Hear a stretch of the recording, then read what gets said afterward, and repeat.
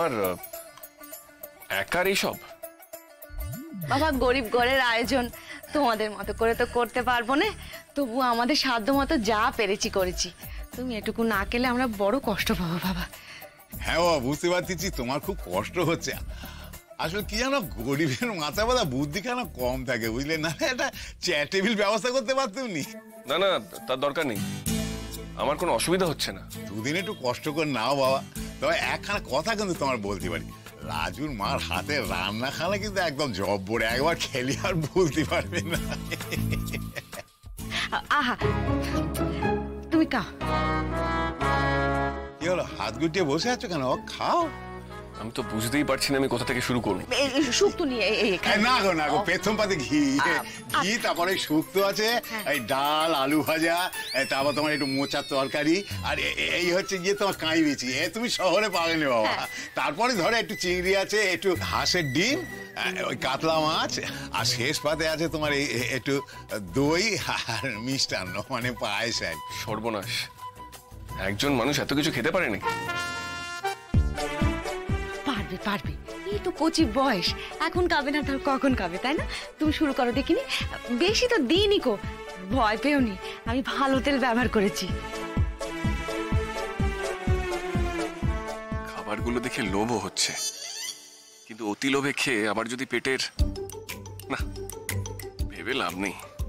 যা আছে কপালে, শুরু করে তো দেখি। হ্যাঁ রে ঐশ্বর্য, লাজু কোথায় রে? সে কাকি তোমার মেয়ে অভিমান করেছে, ওইসব সাপে কাটার কাণ্ড নিয়ে জামাইবাবুর কাছে বকা খেলো, নির্ঘাত কোথাও গোসা করে গিয়ে বসে আছে, আজ আর খাবে না। ওই এক মেয়ে হয়েছে আমার, তার কথায় কথায় গোসা। কোথায় তোমার একটু বাতাস করবে বসে, তা না কোথায় গিয়ে মুখ ফুলিয়ে বসে আছে। খাও বাবা, শুরু করো বাবা, শুরু করো।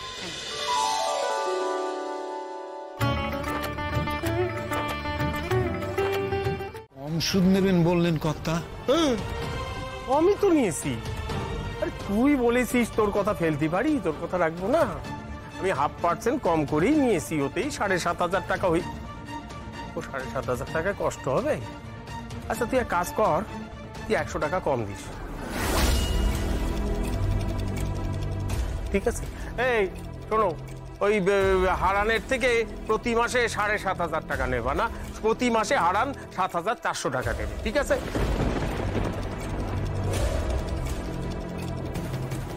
খুশি হারান? যাই, আবার 5 ঘরে হিসাব দিতে হবে। কই বাবা বলতে? হ্যাঁ হ্যাঁ, কথা আসে।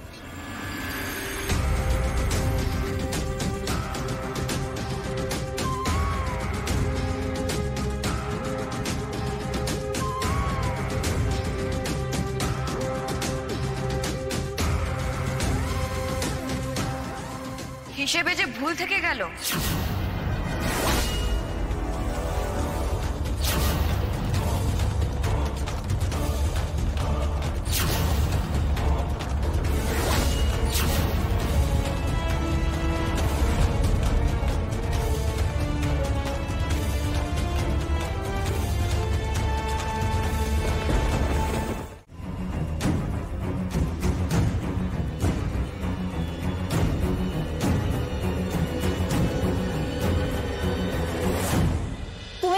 কথা শুনছো না, দাঁড়াও না।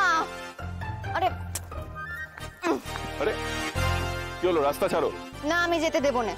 তুমি আগে আমাকে বল, তুমি কি বলতে যাচ্ছিলে? তার দরকার নেই। শোনো শোনো শোনো, আমি তোমার রাস্তা ছাড়বো না। দেখো, গ্রামের লোক দেখবে আমি তোমার পেছন পেছন এরকম করে ঘুরছি, তখন সবাই আবার এখানে আসবে কিন্তু। ঠিক আছে, বলবো, কিন্তু একটা শর্তে। কি শর্ত? তুমি যদি খাও তাহলেই বলবো। আগে বলতে হবে তোমাকে।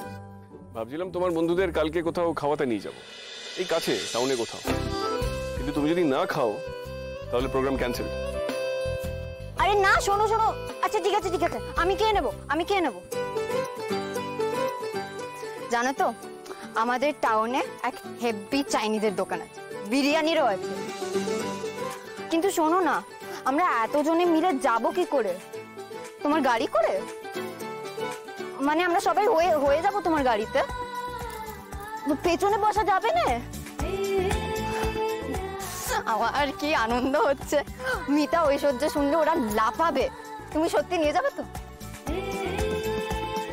আচ্ছা, আমি খেয়ে উঠে সবার বাড়ি বাড়ি গিয়ে সকলকে জানিয়ে দিয়ে আসি। হ্যাঁ,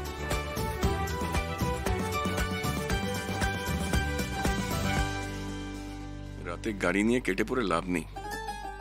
এর বাবা যা আবার একে ট্যাকে করে নিয়ে গিয়ে গুছিয়ে দেবে, তার থেকে আমাকে যে বোকা বানিয়েছে সেটার একটা প্রতিশোধ নিতে হবে। রাজু, এদিকে বাজার কোন দিকে? ভুল আমার হয়েছে, আমার। যখন তোমাকে বাড়িতে প্রথম দেখেছিল তখনই আমার ঘাড় ধরে বিদে করে দেওয়া উচিত ছিল। আমি তখনই কয়েছি তুমি মেয়ে অপয়া, অলক্ষী। তোমাকে কয়েছিল না মহাজন এলে তার সামনে মুখ খুলবে না, মুখে কুলও বেঁধে থাকবে। আমার কথার অবাধ্য হলে কেন? আরে রে রে, এই, তুমি মেয়েটাকে মারলে কমলা? মারবনি, মারতে মারতে চোখে ঘর ধরে বাড়ি থেকে বিদে করে দিনি, এই ওর ভাগ্যি। শোনো সুদেবের বা, আমি তোমায় কয়ে দিলাম ওই মেয়ের রোজগারের টাকা আমার সংসারে কোনো দরকার নেই। এত কাল তো আমরা চালিয়ে নিয়েছি নাকি, তাহলে এখনো চালাতে পারবো, কিন্তু কিন্তু ওর টাকা নিতে পারবো না।